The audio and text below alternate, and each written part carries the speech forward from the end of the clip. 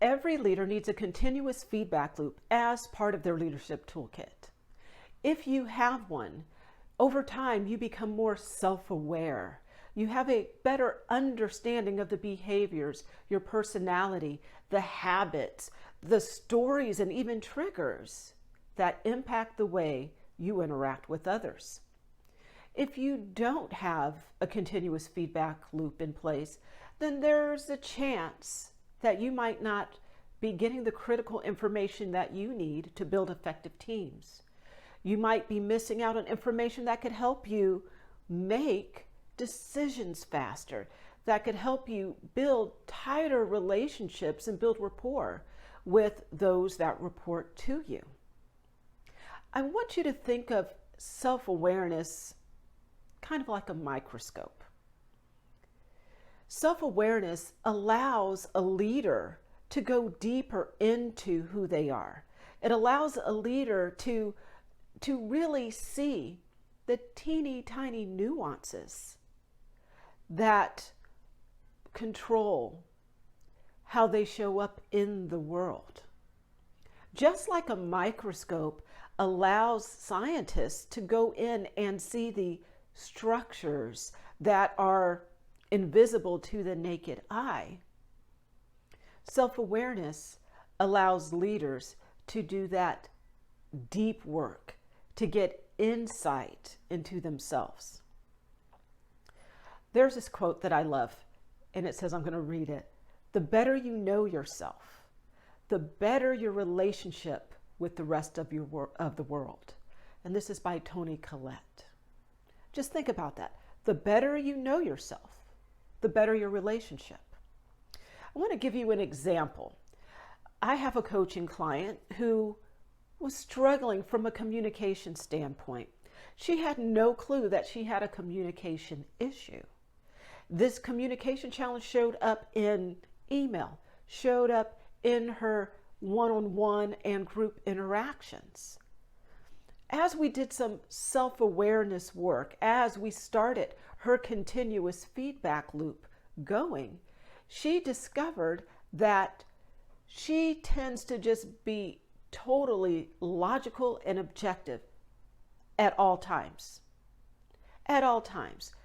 Meanwhile, she's dealing with people in the world of, let's say, a customer service world, managing a team, and she's interacting with people within the organization that are at her higher level, but people are always coming to her when they have challenges. How do you think people are feeling when they come to her and they have those challenges? And that was something that she needed to be aware of. She needed to understand that people were actually coming with feelings. While she's very logical and objective, and she's responding to people with logic and objectivity, they were coming to her in a feeling space, in an emotional space. And she was missing the boat. And she was missing them. As we dove into what makes her her and helped her become more self-aware, she finally started to get it. And that changed the way she interacted with everyone. It opened her mind to the possibilities and improved and rebranded how she showed up to the world. And so right now I want to introduce you to 3 elements that can help you do the same. And these 3 elements are perfect tools to start your continuous feedback loop.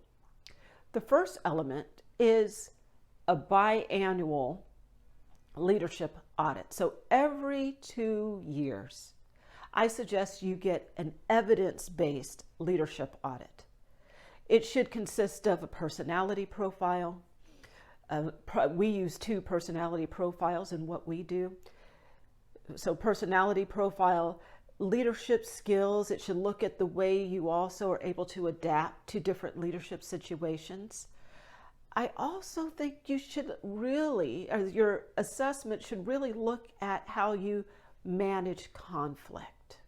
If you get all of this information together, and typically it's an intense experience.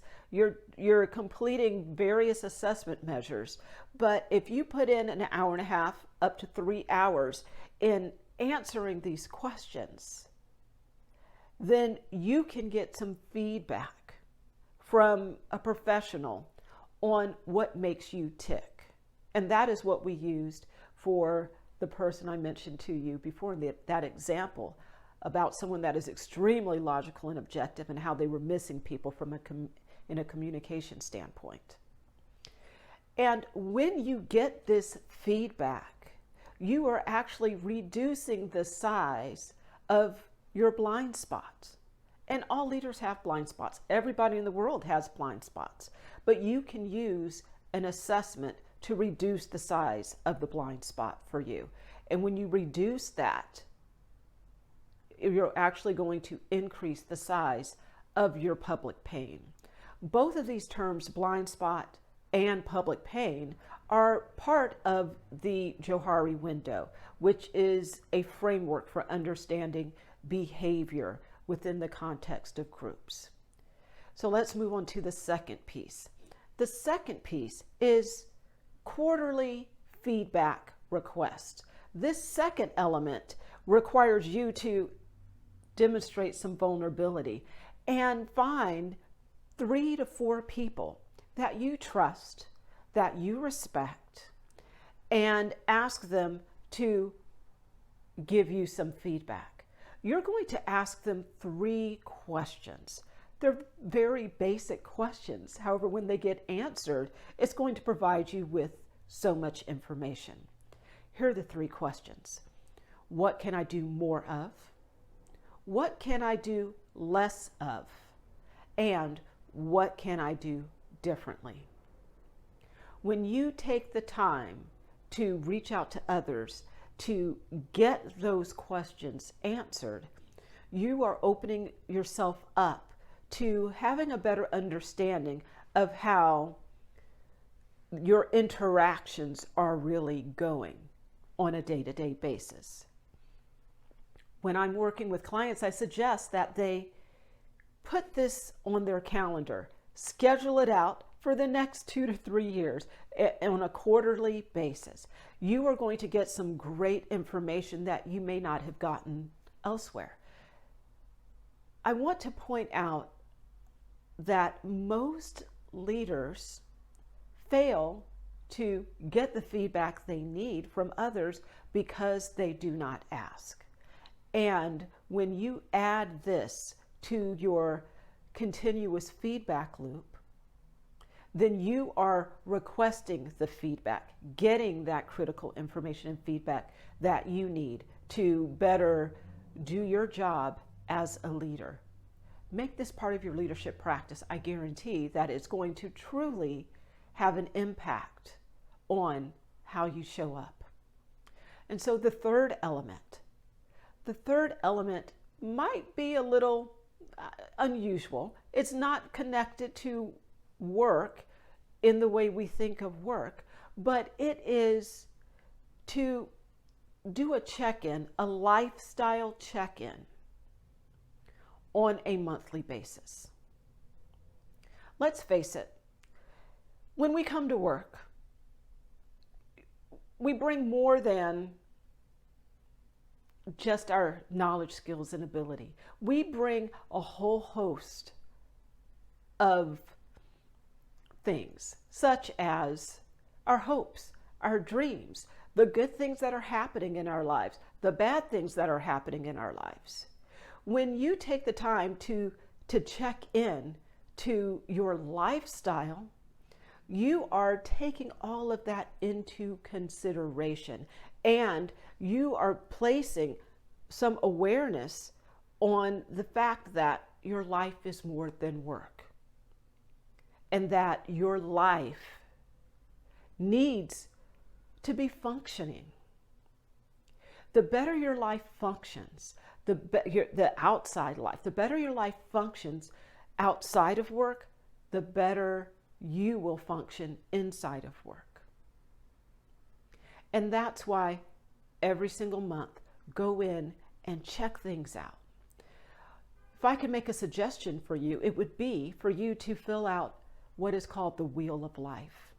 The Wheel of Life is a tool that is used in positive psychology that lets you look at 8 or so different areas of your life and it's kind of like get a temperature on it. Get a snapshot is probably a better word on how you're doing in each of the areas.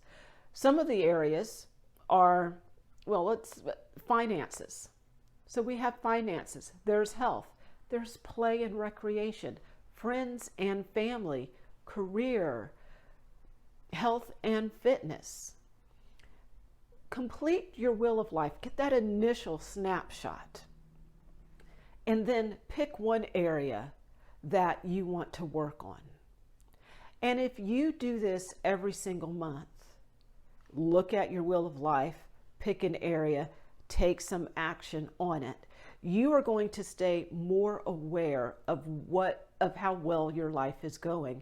And you're going to be filled with some energy because other areas of your life are going to begin to improve, which will have a positive impact on the way that you interact with others, the way that you lead, and it's going to help propel and move your career forward. Now, some people believe that it's possible to become too self-aware, and I can see that. If you're just getting more information about yourself and not doing anything with it, then that is a waste of time. If you are just diving in and retelling the same old stories, what's going to happen in your brain, or what does happen in your brain, is that the same hormones are going to be triggered because your brain does not know the difference between what's real and what's not real. When you tell stories that are connected to strong emotions, the brain is going to light up in the same way. And so if that is what you're doing and not taking action, then yes, too much self-awareness can take you out. The type of self-awareness that we are looking for is self-awareness that is followed by action. And that is the purpose of this continuous feedback loop that I suggest that every leader have as part of their leadership toolkit. So just to summarize here, if you are a leader that wants to make a huge impact on those you lead, if you want to be the best leader that your employees have ever had, then you are going to need to put a continuous feedback loop in place. There are 3 elements to a really solid continuous feedback loop. The first piece is a leadership audit or some sort of leadership assessment that is evidence-based. Get that done every 2 years. You will not regret it. You're going to have to make sure you act on that. The second piece is that quarterly feedback request where you're going to ask those 3 questions. What can I do more of, less of, or differently? Remember to ask those questions of people that you trust and respect. And the third piece is that lifestyle check-in. It's a monthly lifestyle check-in. You want this to make sure that your life in general is going right.